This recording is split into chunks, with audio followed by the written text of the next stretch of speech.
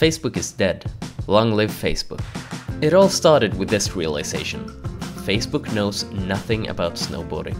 In the year 2020, the Facebook website is close to dead. Mark Zuckerberg realized early that it was not a web page that was his product, but rather the knowledge about what you and your friends are doing, what you like, and well, basically who you are. This information was at first used to create a website where you could communicate with your friends and where you got an update about what your friends were doing and what they liked. Now, for that purpose, it was good. But if you wanted to discuss something specific, like snowboarding, or if you wanted to meet other snowboarders, the limitations were obvious. You could create a group, but they all looked the same and they all had the same features. This limited how it could be used. Of course, you could find another website that had all these features, but then you lost the connection with all your friends. You had to create yet another account and got yet another inbox for private messages to monitor. And this webpage had to get to know you with all your personal information, settings, preferences, pictures, and so on. This is what Facebook realized. It knows nothing at all about snowboarding, but it knows a whole lot about you. In small steps, it opened up its API, allowing third-party websites and applications to implement Facebook features.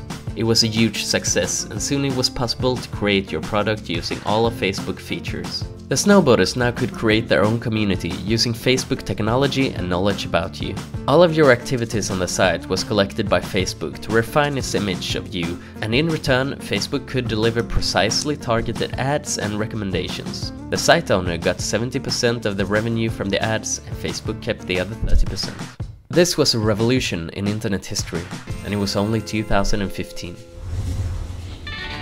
Moving on to 2020, the Facebook fact bank about you is enormous. Facebook technology is implemented in your calendar, newspaper, travel book agent, ebook, computer game, and even in the physical world.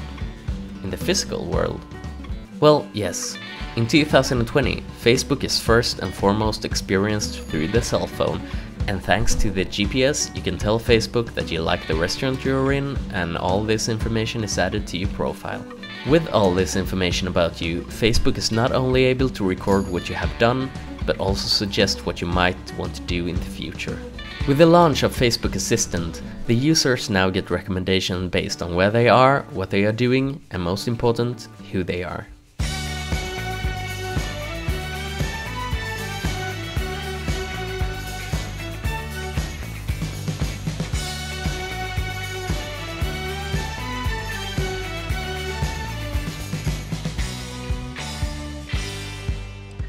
Here's an example of how it works. Through the voice recognition, you say, "I want to find a restaurant in Gothenburg tomorrow at 6 p.m.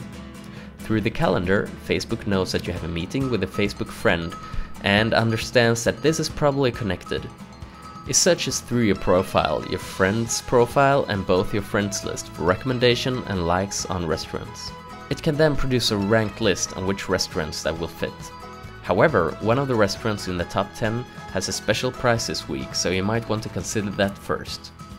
Facebook also knows that you have booked a flight that will arrive to Gothenburg at 5 p.m. and it asks if you want to book a taxi to the restaurant.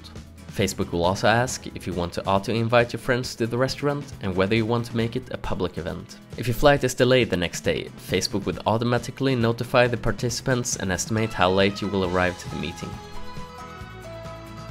What you now have seen is only some of the features, applications and services that has grown around Facebook after it let its API roam free. There are many more, like augmented reality connected to Facebook recommendation system, Facebook credits that lets every site charge for content using Facebook technology, social bonus cards where you collect stamps together with your friends, and so on. But my 5 minutes are up, and if you want me to show you more, just click the button below and accept me to Hyper Island Digital Media Program. User discretion is advised. It is not actually possible to accept me by clicking the TV screen. You still have to send me an email. Would be cool though. I bet it works in 2020.